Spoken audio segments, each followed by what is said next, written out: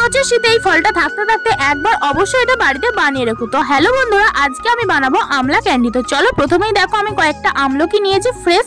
তো সেগুলোকে ভালো করে আমি এখানে সেদ্ধ করে নেবো। ডিরেক্ট জলের ওপর দিচ্ছি না, এখানে একটা ঝাঁঝরির ওপর দিয়ে তারপর সেদ্ধ করে নিচ্ছি। আর নিচে দিয়েছি জল। তো দেখো সহজেই সেদ্ধ হয়ে গেছে এবং বীজটা ভেতর থেকে বেরিয়ে আসে। 15 মিনিটের মতো এখানে আমি স্টিম করেছিলাম। তারপরে দেখো একটা মিক্সার গ্রাইন্ডারে দিয়ে দিয়েছি আর দিয়েছি কয়েক টুকরো আদা, দিয়ে ভালো করে গ্রাইন্ড করে নিচ্ছি। এরপর একটা প্যানের মধ্যে অল্প পরিমাণে ঘি দিয়ে এই মিক্সারটা দিয়ে দিয়েছি। এরপর দিয়েছি অল্প একটু বিট লবণ আর দিয়েছি একটু গুড়, তোমরা চাইলে চিনিও অ্যাড করতে পারো বা মিছরিও দিতে পারো।